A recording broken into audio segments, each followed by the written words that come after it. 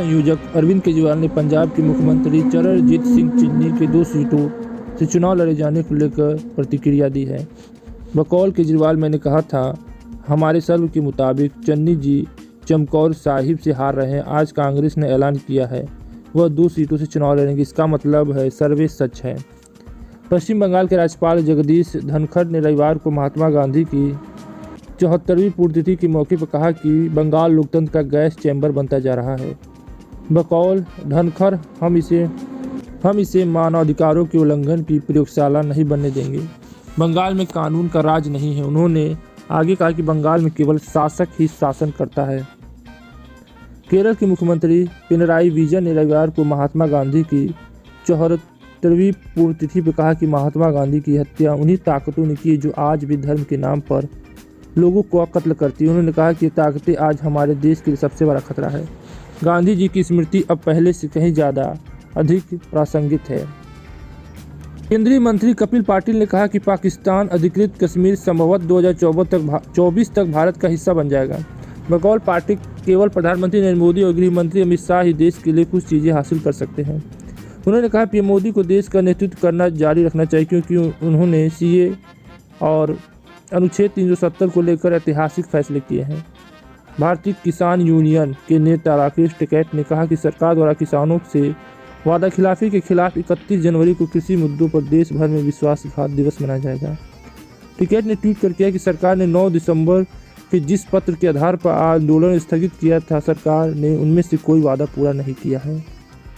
BJP नेता अपर्णा यादव ने कहा कि कांग्रेस कह रही है कि लड़की हूँ लड़ सकती हूँ, पर पंजाब महिला कांग्रेस प्रमुख बलवीर रानी ने टिकट वितरण में महिलाओं की अनदेखी का आरोप लगाया है। बकौल और प्रियंका गांधी सिर्फ नारे देती लेकिन करती कुछ नहीं। उन्होंने कहा उत्तराखंड कांग्रेस महिला मोर्चा की अध्यक्ष भी कांग्रेस में बीजेपी में आई है क्योंकि वह भी वहां से प्रताड़ित थी। यूपी चुनाव की स्वार शीर्ष समाजवादी पार्टी के उम्मीदवार आजम खान के बेटे अब्दुल्ला खान ने रविवार को कहा कि उनका पीछा किया जा रहा है और उन्हें फर्जी मुकदमे में जेल भेजने की साजिश की जा रही है। अब्दुल्ला ने कहा कि स्वार शीर्ष से बीजेपी उम्मीदवार द्वारा सड़क दुर्घटना करवाकर मुझे मरवाने की भी साजिश रची जा रही है। कांग्रेस ने पंजाब विधानसभा चुनाव के लिए रविवार को 8 प्रत्याशियों की तीसरी सूची जारी की और बताया कि मौजूदा सीएम चन्नी भदौर सीट से चुनाव लड़ेंगे। इससे पहले सीएम चन्नी को चमकौर साहिब सीट से उम्मीदवार घोषित किया गया था। वहीं राहुल गांधी ने कुछ दिन पहले कहा था कि पार्टी कार्यकर्ता सीएम के चेहरे का फैसला लेंगे। आरएलडी प्रमुख जयंत चौधरी ने कहा कि बीजेपी को मेरी वफादारी के बारे में पता नहीं है। अमित शाह जानते हैं कि मैं अपना मन नहीं बदलूंगा। बकौल जयंत शाह उनके समर्थकों को भ्रमित करना चाहते हैं। इससे पहले शाह ने कहा था कि अगर सपा आरएलडी गठबंधन सरकार बनी तो जयंत उससे निकल जाएं और आजम खान लौटेंगे। कांग्रेस नेता राहुल गांधी ने रेलवे भर्ती परीक्षा को लेकर प्रदर्शन के बीच बेरोजगारों की आंखों से संबंधित अखबार की कटिंग शेयर की है। उन्होंने लिखा कि आंकड़े बताते हैं कि छात्र सत्याग्रह करने पर मजबूर क्यों है। कटिंग के अनुसार देश में 3.03 करोड़ युवाओं के पास काम ही नहीं है। बेरोजगारी की दर लॉकडाउन के दौर से भी ज़्यादा है। आम आदमी पार्टी के राष्ट्रीय संयोजक और दिल्ली के मुख्यमंत्री अरविंद केजरीवाल ने कहा कि हम घोषणा करते हैं कि पंजाब में आपकी सरकार बनने के बाद किसी भी सरकारी कार्यालय में मुख्यमंत्री या किसी भी राजनेता की कोई तस्वीर नहीं लगाई जाएगी। उन्होंने कहा कि राज्य के सभी सरकारी कार्यालयों में सिर्फ BR अम्बेडकर और भगत सिंह की तस्वीर लगाई जाएगी। केंद्रीय गृह मंत्री अमित शाह ने रविवार को कहा कि केंद्र की मेक इन इंडिया, आत्मनिर्भर भारत और वोकल फॉर लोकल जैसी योजनाएं महात्मा गांधी के स्वदेशी आंदोलन की नई परिभाषाएं हैं। बकौल साहब गांधी ने न केवल भारत की स्वतंत्रता के लिए लड़ाई लड़ी बल्कि स्वदेशी सत्याग्रह, स्वभाषा, प्रार्थना, उपासना और सादगी के जरिए देश के पुनर्निर्माण के कई तरीके पेश किए हैं।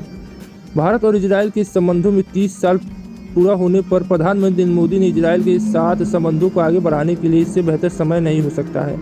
बयान पर कांग्रेस नेता पीएम चिदम्बरम ने ट्वीट किया कि बेशक ये इजराइल से पूछने का सबसे अच्छा समय है कि क्या उनके पास पेगासस स्पाइसवेयर का एडवांस वर्जन है। महात्मा गांधी की पुण्यतिथि पर रविवार को छत्तीसगढ़ के मुख्यमंत्री भूपेश बघेल ने कहा कि कांग्रेस की विचारधारा गांधी से प्रेरित है। यह सत्य है कि अहिंसा के बारे में, जबकि प्रधानमंत्री नरेंद्र मोदी की विचारधारा सावरकर और गोडसे की है। यह हिंसा और साजिश के बारे में। बकौल बघेल, कांग्रेस और बीजेपी नदी के 2 किनारे की तरह हैं।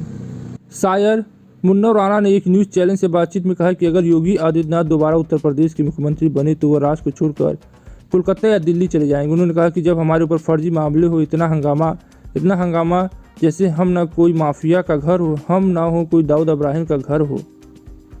मायावती की सरकार में मंत्री रहे रंगनाथ मिश्रा शनिवार को 17वीं वर्ष बाद दोबारा बीजेपी में शामिल हो गए। 4 बार के विधायक रहे मिश्रा। पहली बार 1993 में बीजेपी के टिकट पर विधायक बने थे और 2005 में बसपा में चले गए थे। हालांकि मिश्रा को 2012 और 2017 के चुनाव में हार का सामना करना पड़ा था।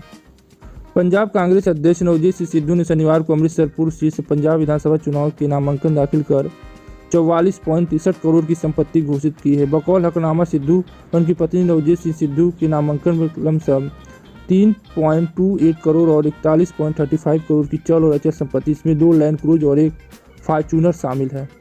पंजाब के आपके मुख्यमंत्री उम्मीदवार भगवंत मान ने शनिवार को धूरी विधानसभा सीट से नामांकन दायर किया है और हलफनामे में 1.97 करोड़ की संपत्ति घोषित की है। कॉमेडियन से नेता बने मान की संपत्ति में 2 फॉर्च्यूनर SUV और एक गन संगूर और 1.12 करोड़ की कृषि भूमि और पटियाला में 37 लाख की व्यावसायिक संपत्ति शामिल है। तो आज के लिए बस इतना ही, फिर मिलते हैं नए राजनीतिक समाचार में। और अगर वीडियो अच्छा लगे तो हमारे चैनल को लाइक से सब्सक्राइब जरूर करें। आज के लिए बस इतना ही। जय हिंद, जय भारत।